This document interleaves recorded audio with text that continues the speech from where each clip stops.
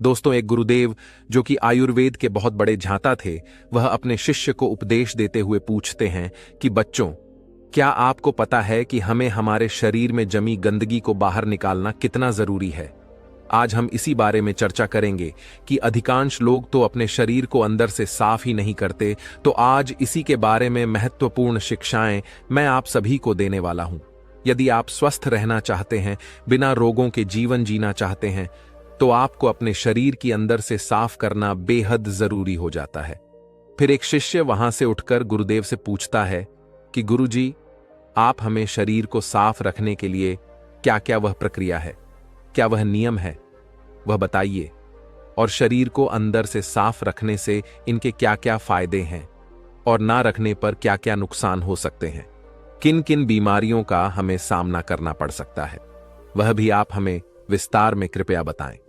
शिष्य के प्रश्नों को सुनकर गुरुदेव हल्के से मुस्कुराते हैं और कहते हैं कि बच्चों, सबसे पहले तो आपको यह समझना है आपके शरीर में गंदगी जमती कैसे है और इसके वजह से अनेकों रोग लग सकते हैं। तो कौन कौन सी बीमारियां हो सकती हैं, उसके बारे में हम जानेंगे। फिर जानेंगे कि हम अपने शरीर के भीतर की गंदगी को साफ कैसे करें, शरीर को अंदर से साफ और स्वस्थ कैसे रखें। तो सबसे पहले तो यह जानना जरूरी है, जब आप कुछ खाते हैं तो उसका बॉडी में जाकर होता क्या है। तो वह खाना आपके पेट में जाता है, जहां पे वह टूटता है, फिर आपकी आंतों में जाता है, फिर आखिर में वह वेस्ट बनकर शरीर के बाहर निकल आता है। तो यहां पर समझने की बात यह है कि आपको क्या लगता है कि हर खाने को इस प्रक्रिया से गुजरने में सेम समय लगता है। तो इसका जवाब है नहीं, फलों को गुजरने में लगते हैं लगभग 3 घंटे। 1 घंटा आपकी पेट में, 1 घंटा स्मॉल इंटेस्टाइन में और 1 घंटा लार्ज इंटेस्टाइन में, और वहीं पर सब्जियों को लगते हैं लगभग 6 घंटे। क्या आप जानते हैं कि अनाज जैसे कि रोटी, चावल, दालों आदि को कितना टाइम लगता है? लगभग इस प्रोसेस में 18 घंटे लग जाते हैं। इसे पचने में, शरीर से बाहर निकलने में 18 घंटे लग जाते हैं। लेकिन यहां पर आपको समझना यह है कि जिस खाने में पानी जितना कम होता है, उसको शरीर से बाहर निकलने में उतना ही ज्यादा समय लगता है। अब अन्न को पाचन होने में लगते हैं 18 घंटे, लेकिन हम में से अधिकांश लोग तो दिन में 3-3 बार, 4-4 बार अन्न खा रहे हैं। इसका मतलब पहले वाला अन्न हमारे शरीर में पचा नहीं, बाहर निकला नहीं, उस पर हम और अन्न डाल दिए, और फिर प्राकृतिक रूप से पहले वाला खाना जो है वह हमारे शरीर से बखार के रूप में नहीं निकल पाता। अंदर ही अंदर वह सड़ने लगता है, उसमें वायरस, फंगस और कीड़े पैदा होने लगता है। आपने शायद लोगों के पेट में कीड़े मिलने वाली कहावत तो सुनी ही होगी। आप सभी के पेट से कभी ना कभी कीड़े निकले ही होंगे, और यह कीड़े इसी वजह से जन्म लेता है कि पेट में पड़ा पड़ा खाना सड़ रहा है और हम लगातार शरीर में अन्न लेते रहते हैं। इसी की वजह से जब हमारे शरीर में अपचन होती है, कीड़े काटते हैं, तब हम की मारने वाला वह दवाई ले लेते हैं, वह चाली की टैबलेट ले लेते हैं, जिससे पेट के सारे कीड़े बाहर आ जाएं। ऐसा करते हैं, हमको पता ही होगा पेट में कीड़े होते हैं, तो ऐसा तो नहीं कि हमने कीड़े खाए। तो वह कीड़े वहां तक पहुंचे कैसे? तो दरअसल वहां पर सड़ रहे पचे खाने के कारण पैदा होते हैं। तो आप जो खाते हैं, आप वही होते हैं। क्या पता जो बर्गर आपने 1 साल पहले खाए हैं या 6 महीने पहले खाए हैं, वह आपके पेट में अब अभी भी पड़ा पड़ा सड़ रहे हो। वह खाने जैसे ब्रेड, चीज, नमकीन, स्नैक्स, बिस्किट्स, चाय, चाउमीन, मोमो, कॉफी या फिर वव, हर चीज जो हमें प्रकृति से सीधा सीधा नहीं मिलती, उसे बचाना, बाहर निकालना बॉडी के लिए बहुत मुश्किल होता है। वह हमारे इंटेस्टाइन की दीवारों पर, वह हमारी आंतों की दीवारों पर चिपक जाता है और एक मोटी परत बना लेता है। भीतर से हमारी आंत कुछ इस प्रकार की दिखती है, उसमें लाख छोटे छोटे उंगलियों जैसे उभार होते हैं, जिसे हम भिला कहते हैं। इन आंतों पर जो भी लगा होता है, उनको यह भिला सोच लेता है और हमारे खून में भेज देते हैं, और खून के जरिए वह हमारे शरीर के हर अंग में पहुंच जाता है। अब अगर आंतों की दीवार में गंदगी की जमी होगी, तो जाहिर सी बात है कि लाए उस गंदक की को ही सोख।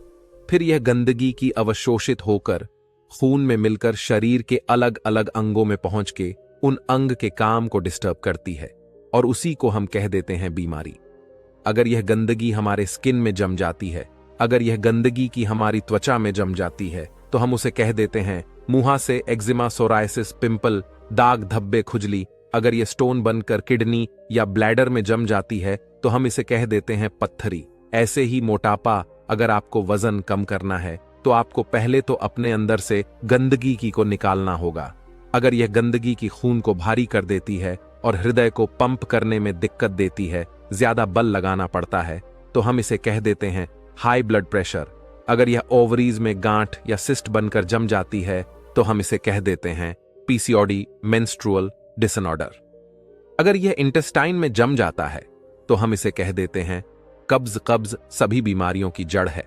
अगर यह हमारे श्वास नली में जम जाती है तब हम इसे कह देते हैं अस्थमा। अगर यह हमारी धमनी में जम जाती है तो हम इसे कह देते हैं कोलेस्ट्रॉल।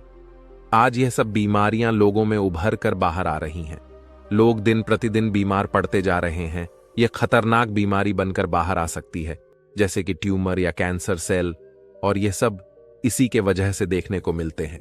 तो जब आप अपने शरीर के अंदर से, तो यह सभी बीमारियां, यह सभी लक्षण अपने आप ठीक हो जाएंगे, क्योंकि जो शरीर अंदर से साफ है उसमें कोई बीमारी हो ही नहीं सकती। हमारी यह मानव शरीर प्रकृति के एक बहुत बड़ा उपहार है। थोड़ी दिनों बाद हम इस प्रकृति में ही मरकर मिल जाएंगे, लेकिन जितने वक्त के लिए हम इस धरती पर है, स्वस्थ जीवन जीना यह हमारे उत्तरदायित्व है। यह हमारी जिम्मेवारी है कि हम स्वस्थ रहे, निरोग रहे, पृष्ठ रहे, कि हमें कोई रोग ना लगे। यह हमारी मां प्रकृति के प्रति उत्तरदायित्व है, हमारी खुद की जिम्मेवारी है। तो जब तक के लिए यह हमारा शरीर है, हमारा कर्तव्य बनता है कि हम इसे साफ रखें, बहुत सारे स्वस्थ और क्षमता के साथ। मान लीजिए एक गाड़ी है जो पेट्रोल से चलती है, तो उसमें आप अगर डीजल डाल देंगे तो क्या चलेगी? तो अगर उसे आपको चलाना है तो पहले उसमें से आपको डीजल निकालना पड़ेगा और फिर पेट्रोल डालना होगा। ठीक इसी प्रकार आपके शरीर के साथ भी है। हमारा शरीर बनी जो थी साग सब्जी फल फूल प्रकृति से आने वाले, सीधे सीधे वस्तुओं पर प्रकृति से आने वाली, सीधे सीधे चीजों पर प्रकृति से आने वाली, सीधे सीधे खाद्य पदार्थों पर। लेकिन हम क्या खा रहे हैं? Idli, dosa, burger, chow mein, biscuits, चाय कॉफी पैकेट, बंद इतने सारे खाद्य पदार्थ। तो ये हमारा जो शरीर है वह कैसे चलेगा? तो पहली चरण है गंदगी को शरीर से बाहर निकालना, और दूसरी चरण में सही खाना शरीर के अंदर डालना। तो इसको ध्यान से सुने। पहले आपको क्या करना है? पहली चीज जो आप सभी को शुरू करनी है वह है 16 घंटे उपवास। अब यह उपवास का नाम सुनकर आप डर मत जाना। यह उतना भी मुश्किल नहीं है। जो शक्ति आपके अंदर से गंदगी की टॉक्सिन को निकालेगी, आपकी बीमारी ठीक करेगी, वजन को कम करेगी, वह शक्तियां आपके शरीर के अंदर ही बैठी हैं, ना कि किसी दवाई, बोतल या इंजेक्शन में। तो जो डॉक्टर आपको ठीक करेगा वह आपके अंदर ही बैठा है। तो आप जब उपवास करते हैं तो आप उस डॉक्टर को अपने अंदर काम करने का वक्त देते हैं। और इसका प्रमाण है, जब आपकी हड्डी टूटती है तब इसका प्लास्टर लगता है, उसको एक जगह स्थिर रखने के लिए, उसे आराम देने के लिए। थोड़ी दिन बाद आपके वह हड्डी खुद ब खुदा तो नहीं कि उस प्लास्टर में कोई दबाई है। तो वह कौन सी शक्ति है जो इस हड्डी को जोड़ती है? वह है आपकी प्राण शक्ति, यानी कि आपकी हीलिंग पावर, या फिर आप इसे इम्यूनिटी पावर बोल सकते हो। तो यह प्राण शक्ति बहुत शक्तिशाली है। आप ही सोचो, अगर यह आपकी हड्डी को जोड़ सकती है तो क्या यह आपके शरीर में बने पथरी या शिट को नहीं तोड़ सकती है? क्या यह अंदर जमी गंदगी नहीं निकाल सकती है? क्या यह diabetes, arthritis, blood pressure, cancer आदि को ठीक नहीं कर सकती? तो इसका जवाब है जरूर कर सकती है, क्योंकि प्राण शक्ति को पता नहीं होता है कि कौन सा बीमारी है। नाम तो हमने दिए हैं। जब हमारे प्राण शक्ति अपना इलाज करना शुरू करती है तो वह शरीर के हर एक बीमारी को ठीक कर देती है, सब कुछ ठीक कर सकती है। चाहे फिर वह बीमारी कहीं भी हो और कितनी भी पुरानी क्यों ना हो, उसे यह प्राण शक्ति ठीक कर देती है। अब आइए प्राण शक्ति का काम करने का तरीका जानते हैं। तो प्राण शक्ति एक बार में एक ही काम ढंग से कर सकती है। खाने को पचाने का काम, यानी डाइजेशन का काम, या फिर इलाज, यानी कि हीलिंग का काम। हम प्राण शक्ति को हीलिंग करने का मौका ही नहीं देते, उसे डिस्टर्ब करते रहते हैं। पता है कैसे? हमेशा खाते रहने से जैसे ही हम कुछ खाते हैं, प्राण शक्ति हीलिंग का काम रोक देती है और डाइजेशन का काम शुरू कर देती है। दुर्भाग्य, बस हम हमेशा ही खाते रहते हैं। नाश्ते में हम खाए, ठुसुर करके ब्रेड के वो डाइजेस्ट हुआ नहीं। लंच में हम चावल और दाल आई, वो डाइजेस्ट हुआ नहीं। डिनर में 2 रोटी हमने और डाल दी। तो इस तरह से प्राण शक्ति हफ्ते में 7 दिन डाइजेस्ट का ही काम करती रहती है और उसे हीलिंग का टाइम ही नहीं मिल पाता। अगर आप चाहते हैं कि प्राण शक्ति हीलिंग करें तो समय समय पर डाइजेशन को ब्रेक देना होगा। हम आपको सुझाव देते हैं कि आप रोज 16 घंटे का कम से कम ब्रेक दें। मान लीजिए आपने डिनर रात को 800 बजे खाया तो अगले दिन दोपहर 12 बजे तक कुछ मत खाइए। 12 बजे आप अपने दिन का पहला सॉलिड भोजन लीजिए। तो आप दिन में इस प्रकार 16 घंटे उपवास कर रहे हैं और 8 घंटे के अंदर अंदर खा रहे हैं, तो इसको कहते हैं 16 घंटे का उपवास। तो दोपहर 12 बजे से पहले आप जूस ले सकते हैं। आप पानी, नारियल पानी या कोई भी सब्जी का जूस ले सकते हैं, लेकिन फ्रूट जूस, चाय, कॉफी या दूध बिल्कुल नहीं लेना है। अब यह सुनने में जितना मुश्किल लगता है उतना है नहीं, क्योंकि 16 में से ज्यादातर समय तो आप सो ही रहे होंगे। आजकल हमें फास्टिंग के नाम से ही कुछ अजीब ख्याल आने लगते हैं। हम सोचते हैं अरे भाई इतना भूखा रहेंगे तो बीमार ही पड़ जाएंगे, लेकिन ऐसा नहीं है। प्रकृति ने हमारे शरीर को टाइम टाइम पर उपवास करने के लिए ही बनाया है। हमारे पूर्वजों के पास सुपरमार्केट फ्रिज नहीं हुआ करती थी। पूरे साल उन्हें खाना भी उपलब्ध नहीं हुआ करता था। इस दौरान कभी कभी उन्हें खाने को कुछ भी नहीं मिलता था और वह बिना खाए रहते थे, क्योंकि हमारा शरीर समय समय में फास्टिंग के लिए अनुकूल है, उपवास के लिए उचित है। असमंजस तो यह है कि हम दिन में दिन भर खाते ही रहते हैं। आपको दिन में कौन से 16 घंटे उपवास करने हैं वह आपकी मर्जी हो सकता है कि आपको दोपहर 12 बजे तक कुछ मत खाना आपके लिए मुश्किल हो, लेकिन आपको दिन का आखिरी भोजन शाम 6:52 बजे खाने में कोई प्रॉब्लम ना हो। ऐसे में आप शाम 6 बजे से लेकर अगले दिन 10 बजे तक उपवास रख सकते हैं। अगर आप कोई जॉब करते हैं तो कम से कम इतना करिए कि अगले दिन दोपहर 1 बजे तक कुछ सॉलिड खाना ना खाए। ऐसे ही रोज 16 घंटे का उपवास के द्वारा हमारे प्राण शक्ति को थोड़ी हीलिंग का टाइम मिल जाता है। अगर आपको 16 घंटे बहुत ज्यादा लगते हैं, कोई बात नहीं, आप 14 घंटे का उपवास से शुरुआत कीजिए और धीरे धीरे उससे बढ़ाकर 16 घंटे पर ले जाइए। 12 घंटे उपवास तो शायद आप अभी भी कर रहे होंगे। मान लीजिए आपने रात के भोजन 8 बजे खाया और अगला भोजन अगले दोपहर 12 बजे खाया। आपका डिनर हल्का है तो यह करीब 6 घंटे में डाइजेस्ट हो जाएगा। तो रात 8 बजे से लेकर सुबह 2 बजे तक आपके डाइजेशन पीरियड चल रहे हैं, यानी कि भोजन पचाने के घंटे जैसे ही भोजन पच जाता है, प्राण शक्ति क्या शुरू कर देती है? इलाज का काम, यानी कि हीलिंग, यानी कि 10 घंटे आपके हीलिंग आवर्स होंगे। इस दौरान आपकी प्राण शक्ति टिश्यूज को रिपेयर करती है, स्किन से पुराने दाग धब्बे को दूर करती है, डेड सेल को बदलती है, स्टोन यानी कि पत्थरी को निकालती है, फैट को घटा है, सिस्ट फाइब्राइजर कर हार्मोन को निकालती है, आंतों में जमी सभी गंधक को हटाती है, एल्विस में से म्यूकस को साफ करती है, धमनी में से कोलेस्ट्रॉल को निकालती है। हराहरी में कहा जाए तो उपवास के दौरान आपके प्राण शक्ति शरीर के हर अंग में जाकर वहां पर टॉक्सिन्स, गंदगी या बेकार वस्तुओं को उठाकर मलमूत्र, पसीना और श्वास के जरिए बाहर फेंक है। इस प्रकार शरीर को डिटॉक्स करती है। एक बात का ध्यान रखिएगा, आपका शाम का भोजन हल्का होना चाहिए। हमारा सुझाव में यही है कि आप रात को सैलेड या सूप खाएं जो कि आसानी से पच जाए। अगर आप कुछ भारी भरकम खाते हैं, भारी अनाज ले लेते हैं जिससे कि रोटी, चावल या दाल, तो उसको बचने में अधिक समय लग जाएगा और जो हमारे अंदर है प्राण शक्ति, उसको हीलिंग ओवर्स नहीं मिलेंगे, शरीर को इलाज करने के समय नहीं मिलेंगे। हम आपको यह भोजन नियम सुझाव करते हैं। सुबह उठने के थोड़ी देर बाद जूस लीजिए, जैसे कि नारियल पानी या सबसे अच्छा सफेद पेठे का जूस। यह नहीं हो तो किसी सब्जी का जूस पी लें।